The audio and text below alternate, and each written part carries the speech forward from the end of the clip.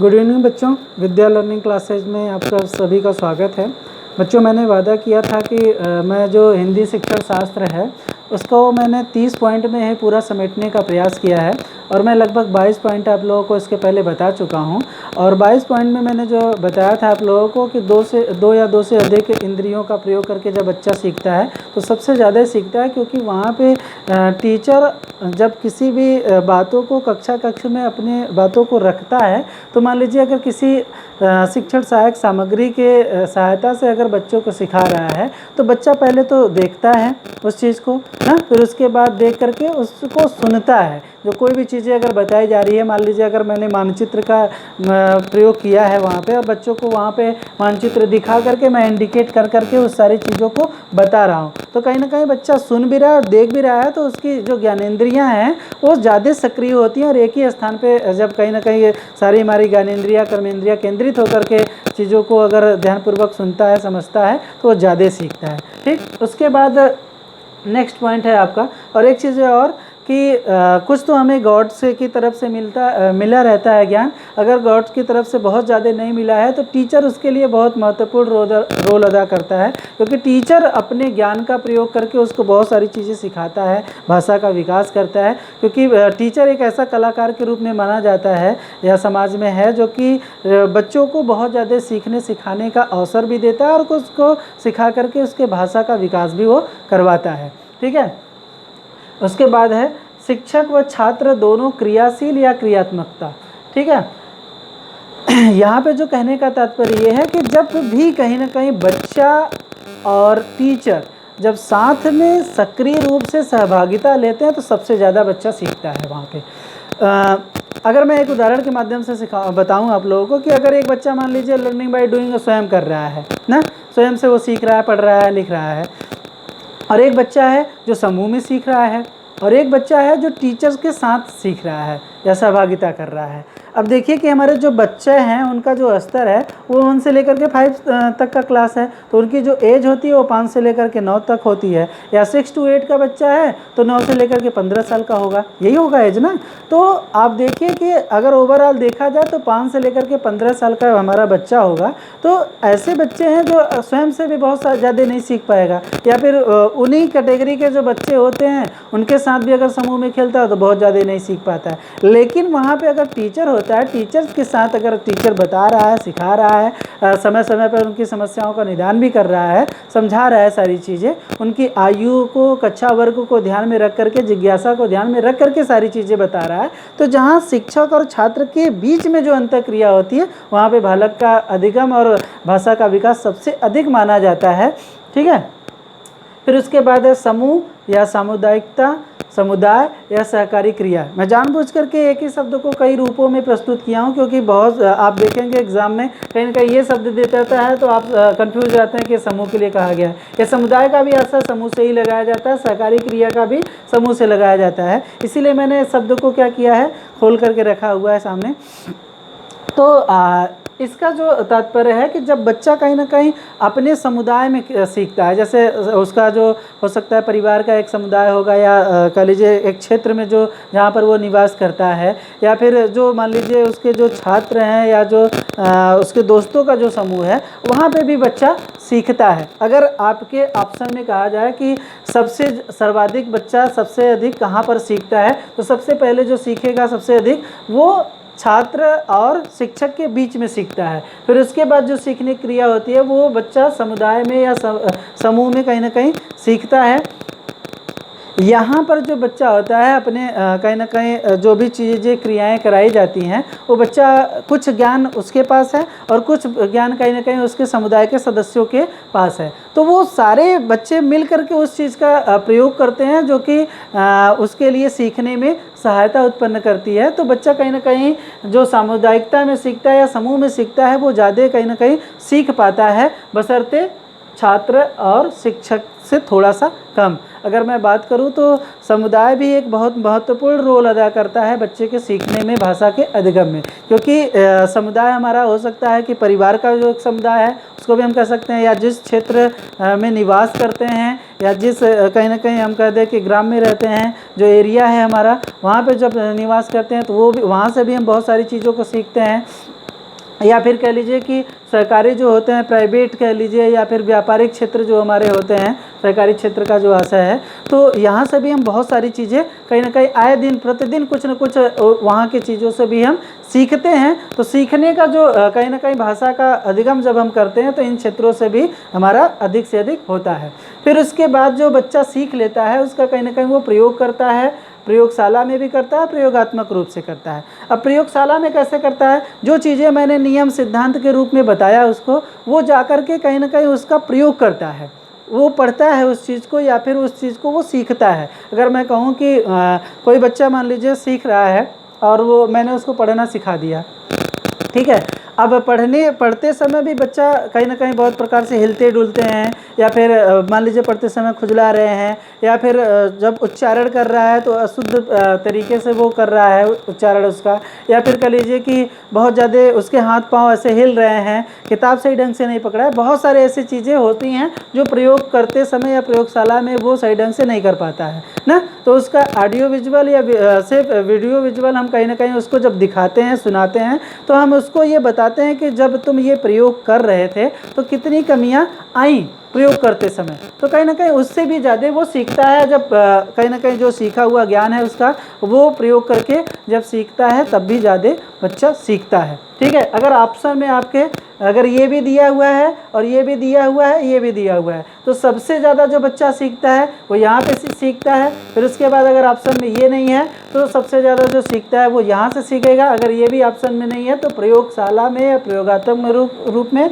या प्रयोग करके बच्चा कहीं ना कहीं सीखता है। जो आपने भाषा सिखाया वो लगता है कि बच्चे को लगता है कि नहीं, जो सर ने जो हमें भाषा सिखाया है वो तो उसका प्रयोग हमारे परिवार में भी होता है, हमारे समाज में भी होता है, हमारे बाजार में भी होता है। तो वो जो सीखा हुआ ज्ञान रहता है उसका प्रयोग वो जाकर के कहीं ना कहीं मार्केट में भी करता है, और कहीं ना कहीं आकर के घर परिवार में भी करता है, और रिश्तेदारी नातेदारी में भी कहीं ना कहीं उस भाषा का प्रयोग वो करता है। तो जो सीखा हुआ ज्ञान रहता है वो उसका इम्प्लीकेशन कहीं ना कहीं जाकर के अपने वातावरण में वो करता है, तो वहाँ से भी कहीं ना कहीं ज़्यादा सीखता है।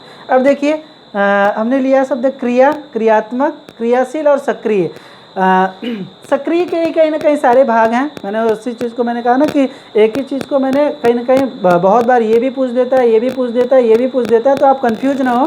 क्योंकि सक्रियता, अगर जब कक्ष में एक टीचर बच्चों के सामने किसी भी तथ्य को बता रहा है तो जब तक बच्चा सक्रिय नहीं होगा ना, जब तक बातों को सुनेगा नहीं ध्यानपूर्वक, तो कहीं ना कहीं वो अच्छे ढंग से नहीं सीख पाएगा। क्योंकि बच्चे का रुचि लेना या सक्रिय होना बहुत आवश्यक है। अगर बच्चा सक्रिय होगा तभी कहीं ना कहीं बच्चे के अंदर भाषा का अधिगम होगा, भाषा का विकास होगा। और जो हम ये मानते हैं कि बच्चे का हमें ओवरऑल डेवलपमेंट करना है या बच्चे को प्रतिभाशाली बनाना है या अभिव्यक्ति का विकास करना है, तभी उसकी सक्रियता के अनुसार ही हम बच्चे का कर सकते हैं। वो जब क्रियाशील होगा बच्चा तभी कर सकते हैं। जब क्रियाशील ही नहीं होगा तो हम लाख सिखाते रहें, बताते रहें, बच्चा कहीं ना कहीं एक्टिव ही नहीं है, सीखने के लिए तत्पर ही नहीं है, तो हम बच्चे को नहीं सिखा पाएंगे। तो बच्चे को कहीं ना कहीं क्रिया करना होगा और क्रियाशील होना होगा, तभी ना कहीं जो टीचर है वो बच्चे का अधिगम सही ढंग से करवा सकता है, भाषा का विकास करवा सकता है। तो बच्चे को सक्रिय रूप से भागीदारी लेना पड़ेगा, ठीक है। फिर उसके बाद है, देखिए अगर मैं कहूँ कि अगर ऑप्शन में ये आपके आता है तो जो सीखने का क्रम है सबसे ज़्यादा यहाँ से सीखता है, फिर उसके बाद यहाँ से सीखता है, फिर उसके बाद यहाँ से सीखेगा, फिर उसके बाद यहाँ से सीखता है। अगर ये भी ऑप्शन में नहीं है तो बच्चा स्वयं करके सीखता है। जो चीज़ें उसको बताई गई है, सिखाई गई है, वो बच्चा क्या करता है, उसका एप्लीकेशन करके वो सीखता है, उसका प्रयोग करके वो सीखता है। जो चीज़ें आपने सिखा दिया, बता दिया, वो कहीं ना कहीं जा कर के बच्चा स्वयं से प्रयोग करके सीखता है। कोई भी चीज़ें आपने बता दी, पढ़ना मान लीजिए बता दिया आपने, किसी चीज़ को लिखना बता दिया आपने ना, चिंतन करना बता दिया, मनन करना बता दिया, या भाई कोई भी क्रिया अगर करना, आप प्रयोग करना सिखा दिए हैं बच्चे को, तो स्वयं करके अगर सीखता है तब भी बच्चा सीखता है, ठीक। फिर उसके बाद है खेल विधि, कहानी विधि, योजना विधि और प्रश्नोत्तर विधि। देखिए ये विधि जो है अपने आप में बहुत अच्छी विधि होती है। खेल विधि को कहीं ना कहीं फ्रोबेल विधि ने इसका आविष्कार किया था, ठीक है। फ्रोबेल विधि ने ही कई 3 माध्यम से कहीं ना कहीं उसको सीखने सिखाने की विधि बताया है। क्योंकि यहाँ से जब बच्चा सीखता है तो उसका शारीरिक रूप से और मानसिक रूप से, दोनों रूप से कहीं ना कहीं उसका विकास होता है। इसी के अंतर्गत 3 विधियों की और चर्चा की गई है। एक है किंडरगार्टन विधि। किंडरगार्टन कहते हैं कि जब भी हमें बच्चे को सिखाना है तो उसकी ऐसे जगह वातावरण में हम सिखाएं, जैसे खेल के मैदान में सिखाएं, ताकि बच्चे का शारीरिक रूप से विकास हो और मानसिक रूप से विकास हो। जैसे खिलाड़ी होते हैं, देखिए वो गठीले रूप से होते हैं, शारीरिक रूप से कहते हैं, किंडरगार्टन कहते हैं कि जब बच्चा शारीरिक रूप से स्वस्थ होगा तब उस कहीं ना कहीं अरस्तु का एक कहावत है शिक्षा के रूप में कि स्वस्थ शरीर में स्वस्थ मस्तिष्क का निर्माण होता है। जब बच्चे का शरीर स्वस्थ होगा तभी ना कहीं उसका मस्तिष्क स्वस्थ होगा, तभी कहीं ना कहीं वो सही ढंग से सोच सकता है, चिंतन कर सकता है, मनन कर सकता है और अच्छे से वो सीख सकता है। तो बच्चा जब कहीं ना कहीं खेल के मैदान में सीखता है तब वो ज़्यादा उसका विकास होता है। फिर उसी में एक है मारिया मोंटेसरी हैं, वो भी बच्चे को कहीं ना कहीं सीखने पर ज़्यादा जोर देती हैं और ये कहती हैं कि बच्चों को जब आप सिखाते हैं तो उनके कैरिकुलम में, जैसे आप बहुत सारे कैरिकुलम में आप देखे होंगे या फिर कह लीजिए कि उनके विषय वस्तु में बहुत सारी चीज़ें सम्मिलित की जाती हैं, तो मारिया मोंटेसरी कहती हैं कि उनके चीज़ों में, जैसे आप देखे होंगे कि उनके पाठ में या कलेवर में आप देखे होंगे कि जब निर्माण किया जाता है तो सारे क्षेत्रों से निर्मित किया जाता है। जैसे कुछ आप देखे होंगे कि शारीरिक क्षेत्रों से, नैतिक शिक्षा से, नाटक से, उपन्यास से, जीवनी से, गीत से, गद्य से, पद्य से, या फिर ऐसे कहीं ना कहीं बहुत सारे संदर्भों से निर्माण किया जाता है, जिससे उनका सर्वांगीण विकास हो सकता है या उनके बालक के मूल्यों का विकास हो सकता है, सौंदर्यात्मक विकास हो सकता है, मानवीय मूल्यों का विकास होता है ना, आर्थिक सामाजिक सारे पक्षों का कहीं ना कहीं बच्चे का विकास करने के लिए मारिया मोंटेसरी कहती हैं कि कहीं ना कहीं खेल विधि से हम उनको जब सिखाते हैं तो वो ज़्यादा सीखते हैं। और कहते हैं कि बच्चे को सिर्फ यही नहीं, हमको बच्चे को इस तरीके से खेल खेल में सिखाना चाहिए ताकि बच्चा रुचि ले सके, अधिक से अधिक सीख सके। ठीक है। फिर उसके बाद हेनरी का भी नाम आता है। हेनरी भी कहते हैं कि बच्चों को हम जब ग्राउंड में ले जाकर के फुटबॉल, वॉलीबॉल, क्रिकेट, बहुत सारे ऐसी चीज़ें क्रियाएं कराते हैं जिससे बच्चा कहीं ना कहीं शारीरिक रूप से, मानसिक रूप से वो भाषा का विकास भी करता है वहाँ पे और सीखता भी है, उसकी अधिगम क्षमता अधिक होती है। तो ये तीन ऐसे थे, जैसे मैंने बताया कि किंडरगार्टन और मारिया मोंटेसरी और हेनरी, ये तीन महोदय थे जिन्होंने खेल विधि पे बहुत ज़्यादा काम किया। तो खेल विधि अपने आप में बहुत सक्सेस है क्योंकि छोटे बच्चों के लिए सबसे ज़्यादा प्रयोग की जाती है। ठीक है। उसके बाद है कहानी विधि। ठीक है। जब हम किसी भी अगर चीज़ों को बता रहे हैं, बच्चों को पढ़ाने से पहले हम क्या करें, उस चीज़ों को जो पढ़ाना चाहते हैं उसको क्या करें, कहानी के रूप में बता दें। जैसे अगर मैं कहूँ कि अगर मान लीजिए मैं गणित ही पढ़ा रहा हूँ ना, अब बच्चों को कह दूँ कि बच्चों मान लीजिए आपको 100 रुपया दिया जा रहा है ना, आप गए मार्केट में या मेला देखने गए, आपने पहले वहाँ जाने के बाद कुछ गुब्बारे खरीदे, फिर 10 रुपये का मान लीजिए वहाँ पर जा कर के बादाम खरीद लिया या फिर जा कर के खिलौने खरीद लिए, फिर या जा कर के आपने 20 रुपये का चाट खाया, फिर उसके बाद गोलगप्पा खाया। ये कहीं ना कहीं हम जब भूमिका बना करके या एक स्टोरी के रूप में अगर बच्चे को हम कहते हैं, फिर उसके बाद पूछते हैं कि अच्छा बताओ बच्चे आपने इतने इतने सारे सामान खरीदे, उसके बाद आपके पास कितने पैसे बचे। जब हम बच्चों को कोई स्टोरी सुनाते हैं, बताते हैं, तो बच्चा उसमें रुचि लेता है, उसकी जिज्ञासा उत्पन्न होती है सीखने के लिए। तो कहीं ना कहीं जब हम छोटे छोटे स्टोरी का प्रयोग करते हैं या कहानी बताते हैं तो बच्चा चाहे गद्य का हो, पद्य का हो, या कह लीजिए कि जब अधिकतर हम गद्य की चीज़ें या पद्य की चीज़ें जब बच्चों को बताते हैं, सिखाते हैं, उसमें कहानी के रूप में जब हम चीज़ें बता देते हैं, हम कविता ही बता रहे हैं, अगर कविता का एक स्टोरी के रूप में बता दें फिर उसके बाद पढ़ाएं तो बच्चा उसमें कहीं ना कहीं रुचि लेता है, सीखता है ज़्यादा। योजना, इसको हम प्रोजेक्ट विधि भी कहते हैं। ठीक है। इसको डाल्टन महोदय ने दिया था। डाल्टन के साथ साथ इसकी जो विकास की बात आती है तो इसमें किलपैट्रिक, डाल्टन के शिष्य थे किलपैट्रिक। जब विकास की बात आती है, योजना विधि के विकास का विभिन्न भागों में डिवाइड किया है उन्होंने, 4-5 भागों में डिवाइड किया। जब विकास से प्रश्न पूछता है तो किलपैट्रिक का नाम आता है, और जब योजना विधि का नाम जब पूछता है तो कहीं ना कहीं आप देखे होंगे कि डाल्टन का नाम आता है। तो वैसे खैर आपसे यहाँ से जो सीटेट में प्रश्न ऐसे राइटरों से नहीं पूछा जाता है, लेकिन फिर भी जानकारी के लिए मैंने बता दिया। वो कहते हैं कि बच्चों को जब आप कहीं ना कहीं मान लीजिए 6 पेज की कोई एक है, महात्मा गांधी के बारे में ही हम बता रहे हैं और पढ़ा रहे हैं उनको 6 पेज का हमने महात्मा गांधी के बारे में पढ़ा दिया। ठीक है। पढ़ाने के पश्चात हम क्या करेंगे कि बच्चों से कह देंगे कि चलिए उनको 3 पेज में या 2 पेज में आपको क्या करना है, समरी के रूप में उसका लिखना है। अब बच्चा क्या करेगा, बच्चा वहाँ पे अपने चिंतन का, बुद्धि का प्रयोग करके उसको क्या छांटे, क्या निकाले, क्या यहाँ से महत्वपूर्ण चीज़ों को लें, जिससे उन पार्ट भी हमारा कहीं ना कहीं कंप्लीट हो जाए और अच्छे ढंग से हम उसको प्रस्तुत भी कर सकें। तो बच्चा क्या कर रहा है वहाँ पे, सबसे ज़्यादा वो चिंतन कर रहा है, मनन कर रहा है और उसको छोटे रूप में बांधने का प्रयास कर रहा है। अब देखिए, प्रोजेक्टर का मतलब या कह लीजिए कि जो हम योजना बनाते हैं, योजना में अगर हम बड़े बच्चों के लिए ज़्यादा प्रयोग किया जाता है, क्योंकि कहीं ना कहीं योजना बता के सिर्फ लेक्चर दे दिया जाता है और बच्चे ध्यानपूर्वक उसको ऐसे मौन होकर के सुन लेते हैं और वो समझते भी हैं, चिंतन कर लेते हैं। लेकिन यहाँ पे जो चिंतन का विकास होगा वो बच्चे को 6 पेज का पढ़ाने के पश्चात जब हम छोटे में उसको कहेंगे अध्ययन करने के लिए या फिर कह लीजिए कि उसको समरी के रूप में लिखने के लिए, तब वहाँ पे चिंतन का विकास यहाँ पे बच्चे का होगा, क्योंकि यहाँ पे बच्चा बड़ा नहीं है बल्कि छोटा है। प्रश्नोत्तर, नेक्स्ट है प्रश्नोत्तर विधि। प्रश्नोत्तर विधि को हम सुकराती विधि भी कहते हैं। ये बहुत महत्वपूर्ण विधि है, क्योंकि जो सुकरात थे वो बड़े जिज्ञासु व्यक्ति थे। वो समाज में या फिर अपने समूह में जब जाते थे तो उनके मन में जो भी जिज्ञासाएं होती थी प्रश्न लेकर के, वो किसी भी व्यक्ति से वो पूछते थे और वो तब तक नहीं बताते थे जब तक बच्चा या फिर व्यक्ति चिंतन करे, मनन करे, सोचे उस प्रश्न को, फिर जब तक रिप्लाई न दे दे तब तक वो बताते नहीं थे या तब तक वो दूसरा प्रश्न नहीं पूछते थे। तो उनका कहना था, ये कहीं ना कहीं सुकरात का दिया हुआ कहीं ना कहीं ये प्रश्नोत्तर विधि है। उनका कहना था कि जब कक्ष में एक टीचर पढ़ाता है और बच्चों को बताता है तो बच्चे ध्यानपूर्वक सुनते हैं और उन्होंने कितना समझा, कितना उन्होंने जाना, ये चेक करने के लिए कहीं ना कहीं टीचर क्या करता है, बीच बीच में प्रश्नीकरण कर देता है और उस प्रश्नीकरण के माध्यम से वो चेक करता है या जांच करता है कि बच्चे मेरी बातों को कितना सीखे हैं, कितना नहीं सीखे हैं, और उसी के लिए वो फीडबैक भी देता है। अगर बच्चा सही ढंग से रिप्लाई करता है तो ठीक है, बहुत अच्छा, शाबाश, वेरी गुड, एक्सीलेंट,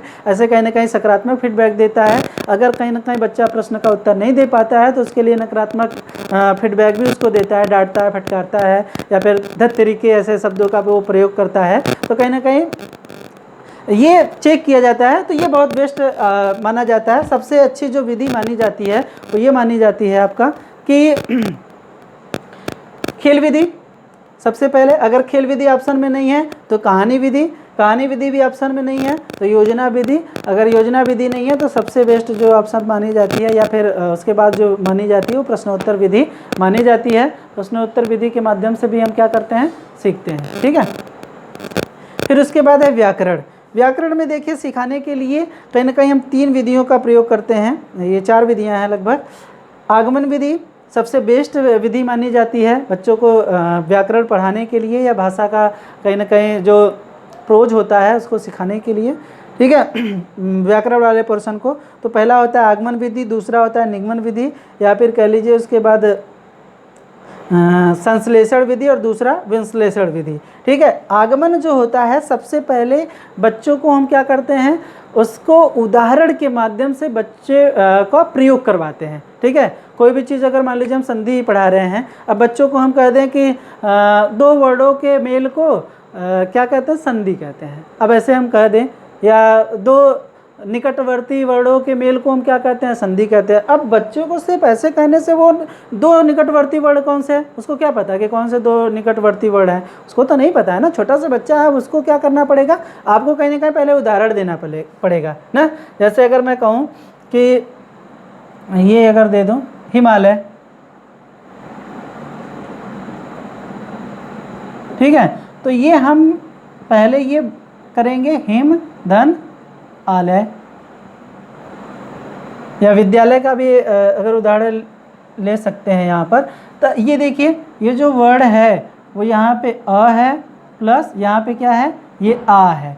ये 2 निकटवर्ती वर्ड हैं जिसको मिला करके हमने क्या किया, हिमालय बनाया ना। तो जब ये हम बच्चों को पहले उदाहरण देंगे, बताएंगे, तब उसके बाद कहीं ना कहीं बच्चा समझ पाएगा कि नहीं, ये 2 जो निकटवर्ती वर्ड हैं जो मेल हो रहा है और आ के मिलने से कहीं ना कहीं क्या बन रहा है, आ बन रहा है, फिर ये हिमालय बन रहा है। जब हम ऐसे बच्चों को कहीं ना कहीं उदाहरण के माध्यम से बताएंगे तब जाकर के बच्चा क्या करता है, उसका जैसे देगा या प्रयोग करेगा तब बच्चा सबसे ज़्यादा सीखता है। अगर यहाँ पे हम उदाहरण दे रहे हैं तो यहाँ निगमन में क्या होता है, नी से ये निगमन, ठीक है, या नियम। पहले बच्चों को क्या बताते हैं हम, निगमन में पहले नियम बताते हैं, फिर उसके बाद यहाँ पे क्या करते हैं, यहाँ आगमन में उदाहरण बताते हैं। सबसे व्याकरण में सबसे बेस्ट विधि जो होती है वो आगमन विधि होती है, फिर उसके बाद निगमन विधि होती है। तो पहले यहाँ पे बच्चों को क्या बताया गया, उदाहरण बताया गया। यहाँ पे निगमन में क्या किया जा रहा है, पहले बच्चों को नियम बताया जा रहा है, ठीक है।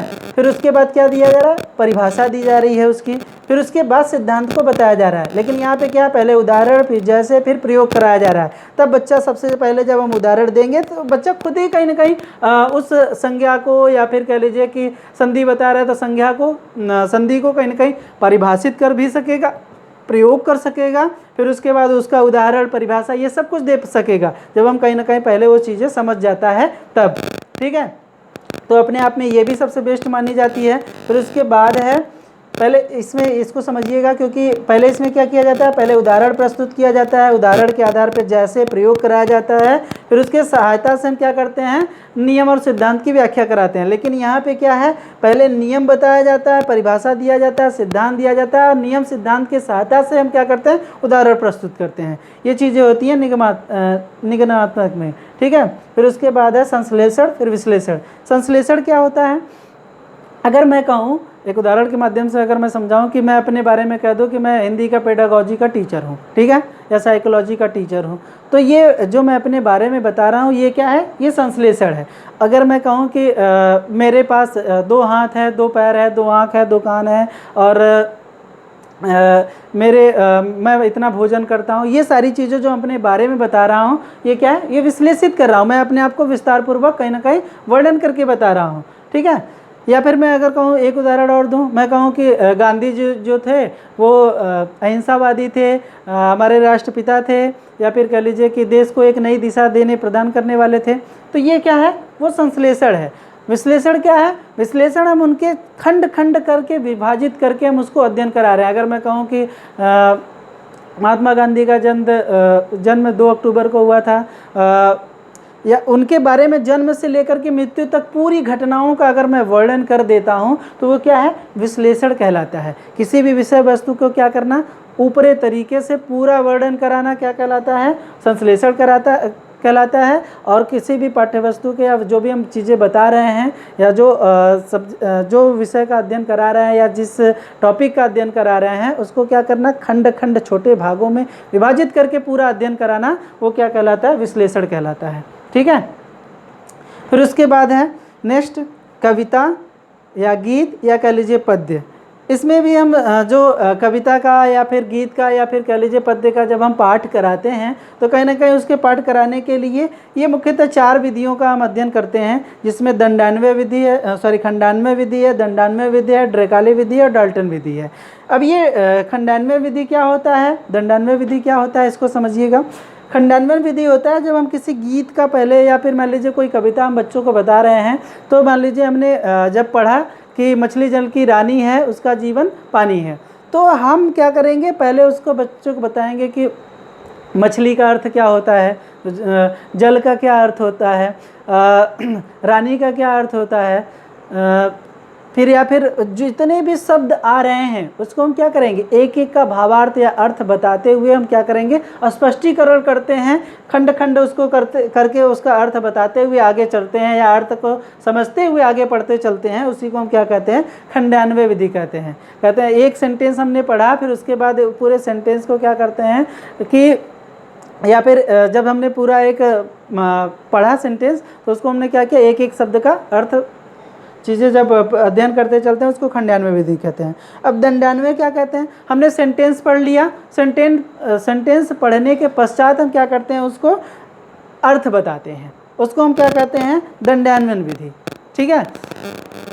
फिर उसके बाद है ड्रेकाली विधि। ड्रेकाली कहते हैं कि हम उनको न खंडान्वय विधि से पढ़ाएंगे न दंडान्वय विधि से पढ़ाएंगे, हम उनको क्या करेंगे, बच्चों को समझने पर बल देंगे कि जो हमने, मान लीजिए हमने कहा मछली जल की रानी है, जीवन उसका पानी है, बाहर निकालो मर जाएगी ना, ऐसा कुछ हमने कविता जब पढ़ा, तो उसको क्या करें, बच्चा भी उसी स्वर में बोलना सीख जाए ना, कहीं ना कहीं उस चीज़ को प्रस्तुत करना सीख जाए, उसी को हम क्या कहते हैं, ड्रेकाली विधि कहते हैं, ड्रेकाली ये नहीं कहता है कि उसका एक एक अर्थ पढ़ते चलो या पहले एक लाइन पढ़ लो फिर उसका अर्थ पढ़ो, वो नहीं कहता है। कहता है बच्चा कहीं ना कहीं उस चीज़ों को प्रस्तुत करना सीख जाए, फिर वो आयु के अनुसार जब जैसे जैसे आगे बढ़ता चला जाएगा, अगली कक्षा में चलता चला जाएगा, वो कहीं ना कहीं उसका अर्थ भाव सब कुछ समझता चला जाएगा। तो वो कह रहा है बच्चे को पहले बोलना समझना ये सारी चीज़ें आ जाए, या पहले उस चीज़ को प्रस्तुत करना वो सीख जाए, फिर उसके बाद वो खंड खंड करके खुद ही अध्ययन कर लेगा या फिर समझ जाएगा। तो कह रहा है पहले वो बच्चा बोलना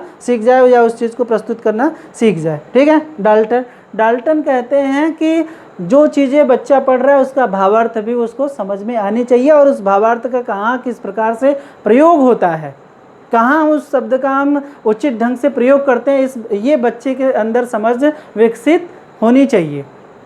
तभी कहीं ना कहीं बच्चा सही ढंग से भाषा का अधिगम या भाषा का प्रयोग कर सकता है कि किस शब्द का प्रयोग हमको कहाँ पे करना है, किसका सही ढंग से प्रयोग करना है, तभी वो सही ढंग से कर पाएगा। तो देखिए बच्चों, ये महत्वपूर्ण लगभग 30 नियम मैंने आपको बताया, जिसमें अगर आपको मिलता है कि बच्चा सबसे अधिक सर्वाधिक कहाँ सीखता है, ऑप्शन में दिया है कि छात्र और शिक्षक के बीच में जब अंतःक्रिया होती है या क्रियाशीलता होती है वहाँ सीखता है। तो अगर ऑप्शन में आपको ये मिलता है और ये भी है ऑप्शन में, ये भी है ऑप्शन में, ये भी है ऑप्शन में और ये भी ऑप्शन है, तो सबसे महत्वपूर्ण आपका क्या होगा, छात्र और शिक्षक जहाँ पे क्रियाशील होंगे वो होगा। फिर उसके बाद अगर ऑप्शन में ये नहीं है तो ये आपका सही होगा, बाकी ये नहीं सही होगा बल्कि ये सही होगा। अगर ये भी ऑप्शन में नहीं है तो फिर उसके बाद ऑप्शन जो होगा आपका ये सही होगा, क्योंकि बेस्ट एक्टिविटीज़ आपका क्या है, सबसे पहले जो बेस्ट एक्टिविटीज़ है वो किसके द्वारा कराई जा रही है, छात्र और शिक्षक जब आपस में जुड़ करके कार्य करते हैं या सीखते हैं तो सबसे ज़्यादा सीखते हैं। तो ये बेस्ट एक्टिविटीज़ हुई, तो यहाँ बेस्ट होगा।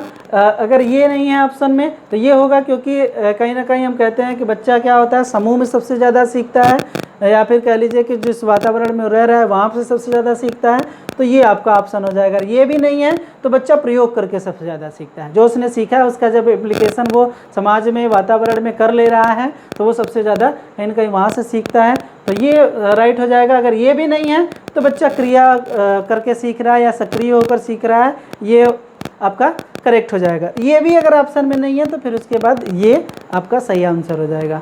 तो इस प्रकार से आपने खेल विधि सीखा। सबसे जो बेस्ट विधि होती है खेल विधि में, ये खेल विधि फ्रोबेल की विधि होती है, फिर उसके बाद कहानी की विधि होती है, फिर उसके बाद आपका क्या होता है योजना विधि होता है, उसके बाद प्रश्नोत्तर विधि बेस्ट होती है। ठीक है। व्याकरण विधि में 4 विधियों का प्रयोग किया जाता है, आगमन विधि, निगमन विधि, संश्लेषण विधि और विश्लेषण विधि। आगमन का मतलब ये होता है पहले बच्चों को हम उदाहरण देंगे, उदाहरण की सहायता से उसको हम क्या कराएंगे, प्रयोग करवाएंगे, प्रयोग की सहायता से हम क्या करेंगे, उसको नियम की व्याख्या कराएंगे। और निगमन में क्या होता है, पहले नियम बताएंगे, सिद्धांत बताएंगे, परिभाषा देंगे, उसके बाद कहीं ना कहीं उदाहरण प्रस्तुत करते हैं। उस संश्लेषण में क्या होता है, समरी के रूप में ऊपर ऊपर सारी चीज़ें बता देना, फिर उसी का हम क्या करते हैं एक एक खंड करके पूरी चीज़ें का अध्ययन कराना। जैसे मैं अपने बारे में अगर बता रहा हूँ, फिर उसके बाद पूरी संरचना के बारे में अगर बताऊँ तो ये मेरा क्या है, विश्लेषण है। ठीक है। फिर उसके बाद है कविता, गीत या पद्य का अध्ययन किस प्रकार से किया जाता है, ये आपका कल से बच्चे मैं आप लोगों को प्रश्न लेकर के आऊँगा। प्रश्नों का कैसे उसको हल किया जाता है, किस प्रकार से उसका सही आंसर का हमें चुनाव करना है, ये कल मैं आप लोगों को बताऊंगा।